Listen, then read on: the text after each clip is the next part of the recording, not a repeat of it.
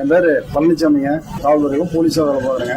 அதாவது எடப்பாடி பழனிசாமி மினிஸ்டர் அவரோட வீட்டுக்கு எதிர்த்த வீட்டில் குடியிருக்குங்க. நான் வந்து தாழ்த்தப்பட்ட, அதாவது சக்கிலி வகுப்பை சார்ந்தவன், போலீஸாக இருக்கேன். ஒரு அவசர வேலையாக நைட் டியூட்டி முடிச்சுட்டு வீட்டுக்கு போனேங்க.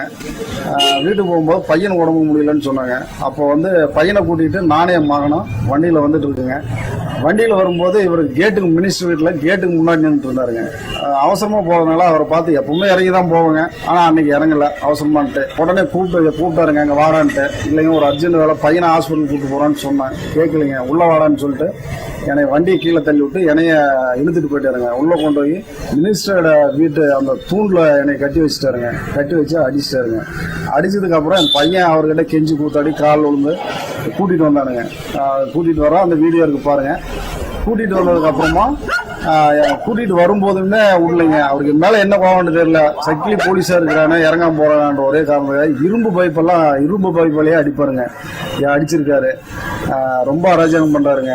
அப்புறம் என்னை வந்து நீ போலீஸாக இருக்கணும்னால இவ்வளோ தெனாவட்ட இருக்கா அப்படின்னு சொல்லிட்டு என்னை வந்து அந்த ஊரில் நீ குடியிருக்கக்கூடாது, இருந்தன்னா உன்னையும் உன் குடும்பத்தையும் தொலைச்சிருவேன், உன் பையனையும் தொலைச்சிருவேன் அப்படின்னு சொல்லிட்டு விரட்டி விட்டாருங்க. இப்போ அவருக்கு பயந்துட்டு நான் வேற பக்கம் தான் குடியிருக்கேன். வீடை பூட்டிட்டாரு. வீடை பூட்டி எப்பவுமே வீட்டில் உள்ள பொருள் எல்லாமே அங்கே தான் இருக்குது. ஒரே ஒரு யூனிஃபார்ம் வச்சுருக்கேன், அதை மட்டும்தான் துவைச்சு டியூட்டி போட்டு வரேங்க. ஐடி எதுவுமே இல்லைங்க, எல்லாமே அங்கே வீட்டில் தான் இருக்குது. பூட்டி வச்சுட்டாருங்க. ஊருக்கு வரக்கூடாதுன்றாரு. வந்தானா ஆத்துல கட்டி விட்டுருவேன், சாமானத்தை ஆத்துல தூக்கி போடுறோன்னு சொல்றாரு.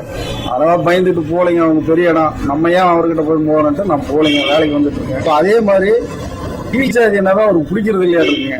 எல்லாரையுமே அடிப்பாருங்க. ஆசேரி பையனை அடித்துட்டு இருக்காருங்க. புறவன் மூட்ட பையன் அவனும் அடித்துட்டு இருக்கானுங்க.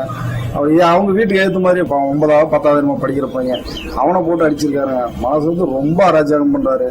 ரவுடிசம், கட்ட பஞ்சாயத்து எப்போ பார்த்தீங்கன்னாலும் அவங்க வீட்டில் கூட்டமே தான் இருக்கும். யாரையாவது ஒருத்தர் அடிச்சுட்டே தான் இருப்பாரு, கட்ட பஞ்சாயத்து பண்ணிட்டே தான் இருப்பாரு. மினிஸ்டர் ஒரே ஒரு பவரை வச்சுக்கிட்டு தான் அவர் இந்த ஆட்டம் போட்டுட்டு இருக்காருங்க. எடப்பாடி பழனிசாமியோட அண்ணன் கோவிந்தங்க. அவர் ரொம்ப அராஜகம் பண்றாரு, தாங்க முடியல. ஏதாவது இந்த வீடியோ பாருங்க, ஏதாவது ஒரு நல்லது செய்யுங்க. அதே மாதிரி எனக்கு, என் குடும்பத்துக்கு, என் பையனுக்கு சின்ன கீரல் அல்லது எது நடந்தாலுமே அதுக்கு முழு பொறுப்பும் கோவிந்தன் தான். எடப்பாடி பழனிசாமி கோவிந்தன் தான் பொறுப்புங்க. இதை வந்து நான் ஆதாரபூர்வமாகவே சொல்றேங்க. எல்லாமே எங்கிட்ட இருக்கு. அவர் மேல ஏதாவது ஒன்று செய்யுங்க.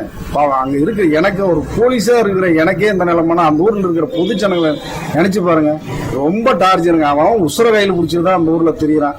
ஏதாவது ஒரு நல்லது செய்யுங்க. உங்களுக்கு, எங்களுக்காக இல்லைனாலும் மக்களுக்காக ஏதோ நல்லது செய்யுங்க. மேலும் செய்திகளை உடனுக்குடன் அறிந்து கொள்ள சற்று முன்னுடன் இணைந்திருங்கள்.